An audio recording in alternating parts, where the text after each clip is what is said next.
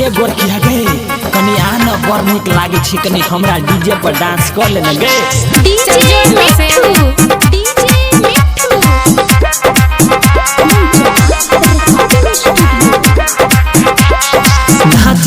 नाच छौड़ी डीजे पर चढ़ के नहीं तो छौड़ा चुम्मा ले तो भुइया में बाजार के नाच छौड़ी डीजे पर चढ़ के नहीं तो छौड़ा चुम्मा ले तो भुइया में बाजार के मुंह के फाड़ दे बखिन बखिन गाड़ दे की कहली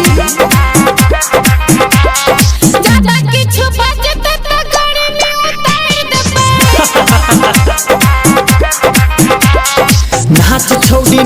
छौड़ी डीजे पर चढ़ के नहीं तो छौड़ा चुम्मा ले तो भुइया में बाजार के नाच छौड़ी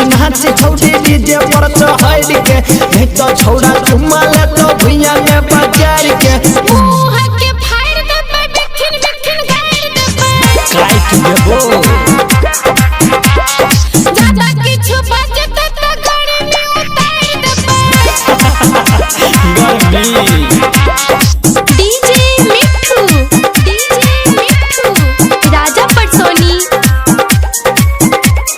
ज्यादा किछु बजत त गड़ में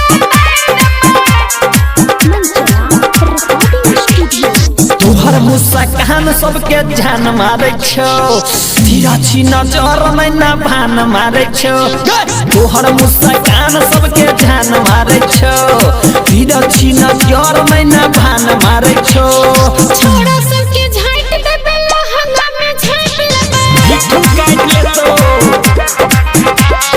बक बक बजत त गरम पानी ढाल दे तोहरा छोड़ देता तोहर मुस्कान सबके जान मारे छौ धीरा छी नजर में ना भान मारे छौ तोहर मुस्कान सबके जान मारे छौ धीरा छी नजर में ना भान मारे छौ छोड़ा सबके झांट दे बेला हंगा में झांप ले बक बक बजत त गरम पानी ढाल दे डीजे मिठू राजा पटसोनी ज्यादा किछु बजत त गड़ में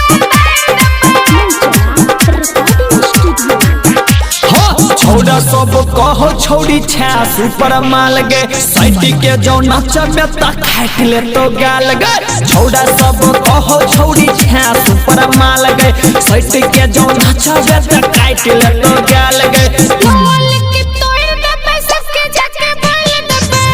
बुझ देबो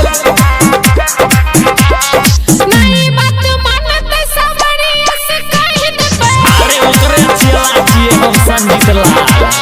छौड़ा सब कहो छौड़ी छा सुपर माल गे सट के जो नचबे त काट ले तो गाल गे छौड़ा सब कहो छौड़ी छा सुपर माल गे सट के जो नचबे त काट ले तो गाल गे लोल के तोड़ दे सबके जाके बोल दे